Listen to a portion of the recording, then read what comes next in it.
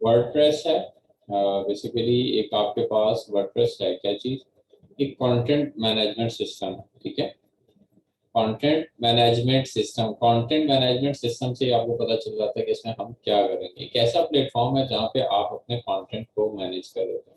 Contents क्या होते हैं, जिसमें आपका टेक्स्ट हो सकता है, आपकी इमेजेस हो सकती हैं, आपका ओवरऑल जो डेटा होता है, जो भी आप डिस्प्ले कर रहे होते हैं, जो आप प्रेजेंट कर रहे होते हैं, वो सारा का सारा आपके पास कंटेंट कहलाता है।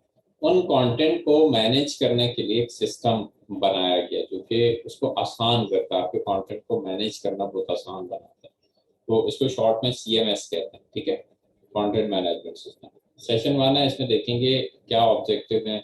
इसमें हम ये देखेंगे कि CMS होता क्या है, और इसमें और इसके अलावा भी कोई CMS है हमारे पास या नहीं है, और इसको यूज़ कैसे करते हैं किसी भी वेबसाइट को बनाने के लिए। सबसे पहले अगर हम CMS की बात करें तो कंटेंट मैनेजमेंट सिस्टम जो है इसको हम यूज़ करते हैं स्टोर, मैनेज, इसमें यहाँ पे जो आपको ये बता रहा है, और उसमें एडिट डिजिटल कंटेंट वगैरह जितने भी होते हैं आपके, उसको हम कैसे मैनेज करते हैं, वेबसाइट को हम कैसे बना सकते हैं। शुरू शुरू में जब CMS आपके पास आए थे, कंटेंट मैनेजमेंट सिस्टम, तो उसमें हम सिर्फ ब्लॉग वगैरह बनाते थे, ठीक है। ब्लॉग आपके बिल्कुल ऐसे ही होता है जैसे सिंगल पेज वेबसाइट होती है, और डेली बेसिस पे आप कोई ना कोई पोस्ट आप उस पर लगाते हैं, किसी न किसी स्पेसिफिक मकसद के लिए हम उसको बनाते हैं। जैसे आप नॉर्मली रियल लाइफ में, आजकल तो खैर कम होता है, लेकिन पहले जो लोग थे ना वो डायरीज ज़्यादा लिखते थे। वो डेली बेसिस पे जो जो भी या किसी एक स्पेसिफिक टॉपिक के ऊपर या अपनी ज़िंदगी के ऊपर वो कोई ना कोई डायरी लिख रहे होते हैं। तो वही काम डिजिटल हुआ तो वो आपके पास CMS आया, उसको ब्लॉग कहा जाता है, ठीक है। तो CMS के ऊपर ज़्यादा उसको बनाया जाता था। ऐसे और भी डिफरेंट प्लेटफॉर्म है, जैसे ब्लॉगर के नाम से है गूगल वालों का, वहाँ पे आपके पास जो है आप ब्लॉग्स बनाते हैं, किसी आप स्पेसिफिक टॉपिक पे बना सकते हैं। जैसे फॉर एग्जांपल मैं वर्डप्रेस सिखाने के लिए एक ब्लॉग बना रहा हूँ, तो जिसके ऊपर मैं डेली बेसिस पे एक एक पोस्ट करता रहूँ कि आज का टॉपिक ये है, कल का टॉपिक ये है, परसों का टॉपिक ये है।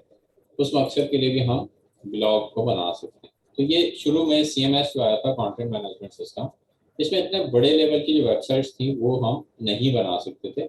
उसमें सिर्फ आप एक कोई सिंगल पेज वेबसाइट बना लेते थे ब्लॉग का, तो उस पर्पज़ के लिए इसको यूज़ किया गया। लेकिन आज हम इसमें डेटा स्टोरेज के लिए हम क्योंकि डेटाबेस का कॉन्सेप्ट भी आ गया इसके साथ, और बाकी इसमें मैनेज करने के लिए उन्होंने पूरा पूरा आपको पैनल बना के दे दिया।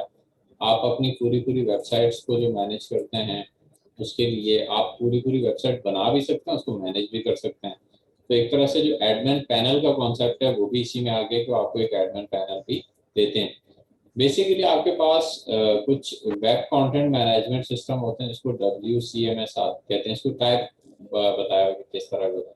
एक डिजिटल एसेट मैनेजमेंट सिस्टम होते हैं कि कुछ डिजिटल एसेट मैनेजमेंट सिस्टम का मतलब ये होता है कि कोई रिसोर्सेज वगैरह को मैनेज करने के आपने कोई सिस्टम बना लिया, जहाँ पे ड्रैग एंड ड्रॉप का काम आपने कर लिया, ठीक है। और दूसरा ये कि वेब के जो कंटेंट होते हैं इंटरनल, उसको आप कैसे मैनेज करते हैं, उसके सिस्टम भी होते हैं। तो ये CMS के टाइप्स होते हैं। उसके अलावा इसमें फीचर्स क्या होते हैं, इसके फीचर्स ये होते हैं कि SEO फ्रेंडली होते हैं। इस क्योंकि इसके अंदर ऑलरेडी पहले ही मेहनत करके एक बनाया जाता है, एक पूरी वेबसाइट या पूरा एक मैनेजमेंट सिस्टम बनाया जाता है CMS, जो कि फ्रेंडली होता है, SEO friendly, search engine optimization का काम जो है इसमें ऑलरेडी उन्होंने किया होता है। ऑनलाइन असिस्टेंस जो है वो आपके पास इसका इस पे बना सकते हैं आप। उसके अलावा user base and group based functionality है, इसमें यूज़र्स के ग्रुप्स बनते हैं, यूज़र आप बना सकते हैं, उसकी फंक्शनैलिटी आप बता सकते हैं। टेम्पलेट्स वगैरह उन्होंने आपको बना के दिए।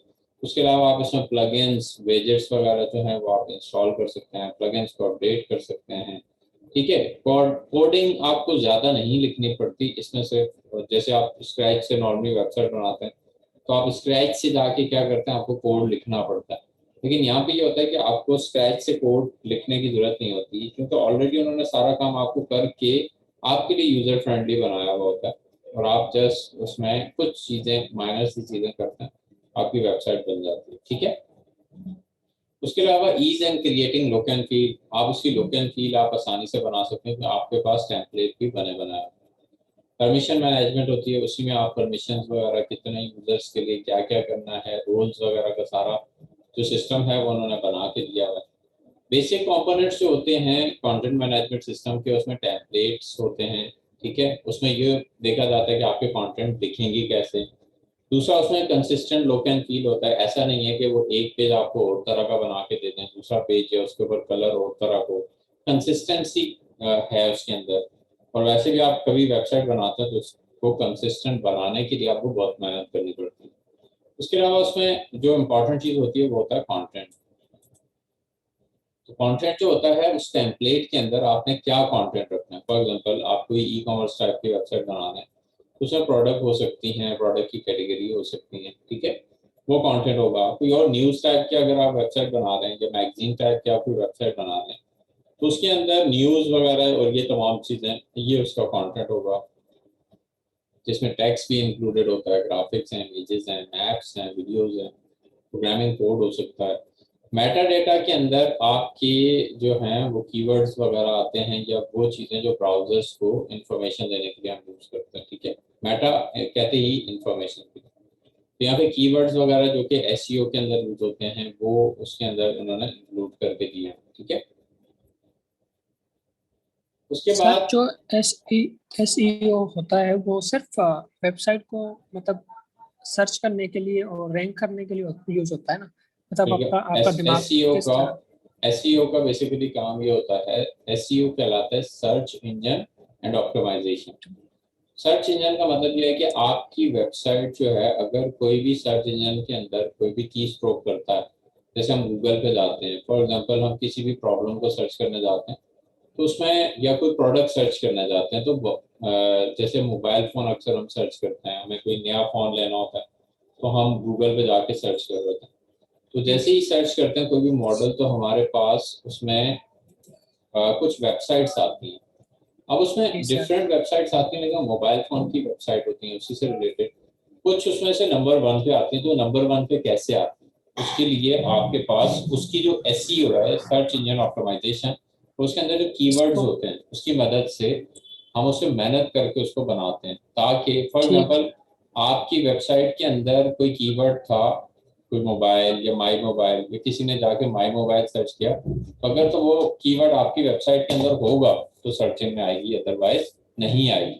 तो वो कीवर्ड्स आपके पास मौजूद होना चाहिए। दूसरा, जो आपके पास ऑप्टिमाइजेशन होती है, ऑप्टिमाइजेशन का मतलब ये होता है कि आपकी वेबसाइट कितना अच्छा काम करती है। फॉर एग्जांपल हमने अगर गूगल पे जाके कोई भी वेबसाइट सर्च की या कोई भी कंटेंट सर्च किया, तो उसमें अगर आप उसमें सबसे पहले हम किसको ओपन करते हैं, वो वाली वेबसाइट को ओपन करते हैं जो उस वेबसाइट की तरफ जाते हैं जो फास्ट होगी। अगर हमने 3 से 4 लिंक एक साथ ओपन किए, तो उसमें से सबसे पहले हम उसी वेबसाइट पे जाएंगे जो ओपन हो चुकी होती है, ठीक है। तो इसको ऑप्टिमाइजेशन कहते हैं कि आपकी वेबसाइट टाइम कितना लेती है, ओपन होने में कितना टाइम लेती है, ठीक है। तो इस प्रोसेस को ऑप्टिमाइजेशन कहा जाता है। तो ये वो चीज़ें हैं जो कि इन्होंने वर्डप्रेस के अंदर ऑलरेडी कहीं ना कहीं इंक्लूडेड की हुई। उसके अलावा किन चीज़ों का आपको ख्याल रखना पड़ता है जब कभी कोई भी आप सीएमएस की तरफ जाते हैं। दुनिया में बहुत सारे सीएमएस बने हैं, जैसे वर्डप्रेस है, जूमला है, शॉपिफाई, ये सारे बहुत सारे टाइप के सीएमएस बने, मैजेंटो है। तो यहाँ पे जब भी आप कोई वेबसाइट बनाने जाते हैं किसी भी कंटेंट मैनेजमेंट सिस्टम के ऊपर, तो आपने किन चीज़ों का ख्याल रखना है। सबसे पहले थीम्स एंड प्लगइन सपोर्ट। उसमें किन प्लगइन्स की सपोर्ट मौजूद है और उसमें थीम्स की सपोर्ट मौजूद है या नहीं है, तो इन चीज़ों का आपने ख्याल रखना है। उसका यूज़र इंटरफेस को बनाना आसान है, मुश्किल है। एक्सटेंड ऑफ कस्टमाइजेशन, आप उसमें कितनी अच्छी कस्टमाइजेशन कर सकते हैं, मीन्स कि आपने अगर एक थीम को चूज किया और उसमें आप अपनी मर्जी से क्या क्या काम कर सकते हैं, तो ये उसकी कस्टमाइजेशन होती है। तो इन चीज़ों का आपने ख्याल रखना है। डिफरेंट टाइप्स ऑफ सीएमएस की बात करें तो यहाँ पे हमारे पास एक वर्डप्रेस है और ड्यूरेबल, ये दो आपके पास बताए हैं। वैसे तो इसके अलावा भी हैं, लेकिन क्योंकि हम वर्डप्रेस सीखने जा रहे हैं तो उसके बाद इसके साथ ये है ड्यूरेबल। तो ये आपके पास दो सीएमएस बताए हैं। इसमें वर्डप्रेस में क्या होता है, मोस्ट फेमस ब्लॉग सिस्टम शुरू में जब आया था, तो इसमें ब्लॉग के ऊपर ज़्यादा काम होता था। उसके अलावा भी आप पर्सनल, कमर्शियल या वेबसाइट वगैरह इसके ऊपर बनाना चाहते हैं तो आप इसमें बना सकते हैं। उसके अलावा यूज़र फ्रेंडली है, आसान है वो देखा जाए वर्डप्रेस को। और हाईली कस्टमाइजेबल है, इसको आप कस्टमाइज भी आप कर सकते हैं। उसके अलावा जो आपके पास Drupal है, ये है works on modules which can be used to add more functions to the website. इसमें डिफरेंट मॉड्यूल्स होते हैं, अलग से आपको ऐड करने होते हैं और उसी वेबसाइट के अंदर आप मजीद फंक्शनैलिटी ऐड कर सकते हैं। उसके अलावा ये not ideal for individual wish to build a website quickly. ये किसी इंडिविजुअल्स के लिए आइडियल नहीं है कि वो बहुत जल्दी जल्दी से कोई भी वेबसाइट बना ले। रेगुलर अपडेट एंड पैचेस का भी इसमें मसला होता है, आपको रेगुलर अपडेट करनी पड़ती है साथ। उसके अलावा और अगर देखा जाए तो यहाँ पे जुमला है, मैजेंटो है, ये भी बड़े फेमस माने जाते हैं आपके पास। ये वाला जो है जुमला की अगर बात करें तो ये आपके पास ब्लॉगिंग या पोर्टफोलियो वेबसाइट वगैरह बनाने के लिए या पोल्स टाइप की कोई चीज़ें बनाने के लिए ये भी यूज़ होता है।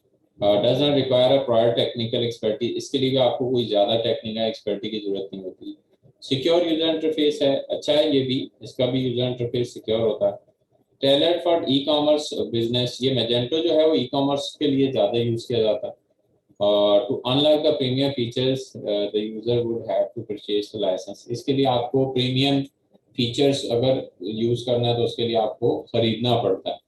उसके अलावा वर्डप्रेस की अगर हम बात करें तो वो फ्री है। उसके अलावा डिफरेंट टाइप्स ऑफ सीएमएस और भी हैं आपके पास, माइक्रोवेबर है, होस्ट है, ये भी आपके पास जो है वो कंटेंट मैनेजमेंट सिस्टम में आता है। ठीक है, बाकी इसकी मजीद डिटेल में जाते पायरो सीएमएस के नाम से है, सिल्वर स्ट्रिप के नाम से है। ठीक है, ये जो है आपके पास डिफरेंट टाइप के CMS. How to use CMS to create a website, किसी भी कंटेंट मैनेजमेंट सिस्टम को, जैसे हम वर्डप्रेस है तो उनको यूज करते हुए कैसे हम कोई वेबसाइट बना सकते हैं। सबसे पहले कह रहे हैं creating free a post for a certain amount of money. Before creating the website the user must choose the suitable CMS. हम क्या करते हैं, सबसे पहले वेबसाइट बनाने से पहले हमें ये सोचना है कि कौन सा कंटेंट मैनेजमेंट सिस्टम हमारे लिए बेस्ट माना जाता है, कौन सा हमारे लिए फ्री ऑफ कॉस्ट होगा। ठीक है, उसके बाद इसके स्टेप्स क्या होते हैं क्रिएट करने के, अभी मैं आपके सामने आपको बना के भी दिखाऊंगा।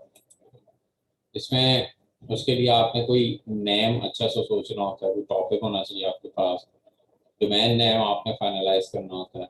ठीक है, उसके अलावा if the user is using free services then start setting up the website। तो आप बिल्कुल, अगर आपके पास डोमेन भी नहीं है और आप बिल्कुल फ्रीली आप इसको यूज कर रहे हैं तो आप अपने लोकल सिस्टम के ऊपर आप इसको बना सकते हैं। In case of paid services finalize the domain and hosting service provider. अगर आपने कोई डोमेन या होस्टिंग सर्वर आपके पास है मौजूद तो फिर आप डायरेक्ट उसके ऊपर भी इस वेबसाइट को बनाना शुरू कर सकते हैं। इसके अंदर फिर आप पोस्ट बनाते हैं और उसके बाद आप अपनी वेबसाइट को लॉन्च करते हैं तो आप इजीली इस पे काम कर सकते हैं। ठीक है, उसके बाद हम ये देखेंगे नेक्स्ट जो अभी हम बनाएंगे वो है कि हम किस तरह से अपना वर्डप्रेस को इंस्टॉल करते हैं, उसके लिए क्या क्या चीज़ें हमारे पास हमें रिक्वायर्ड होती हैं। क्योंकि वर्डप्रेस पीएचपी के ऊपर ही बनाया गया, तो पीएचपी यूज करने के लिए हम सर्वर यूज करते हैं, अपाची सर्वर। आप दूसरे सर्वर पे भी रन होती है लेकिन हम क्योंकि यूजर फ्रेंडली सर्वर माना जाता है, मोस्ट कंपैटिबल सर्वर माना जाता है अपाची सर्वर, हम उसको यूज कर लेते हैं। उसके साथ साथ माइस्क्यूएल डेटाबेस को यूज करेंगे और अपाची सर्वर के ऊपर हम उसको रन करेंगे। तो जैम्प हमारे पास या वैम्प पैकेज है अगर, तो इजीली हम उसके ऊपर ये काम कर सकते हैं। तो आप लोग अपने पास भी जैम्प या वैम्प या लैम्प अगर लिनक्स के ऊपर काम कर रहे हैं तो जैम्प है तो क्रॉस प्लेटफॉर्म होता है, तो आप उसी को यूज़ कर लें। इसके ऊपर ऑलरेडी आप PHP और इन तमाम चीज़ों पे काम करते हुए आ रहे हैं तो आपके लिए इतना मसला नहीं है। ठीक है,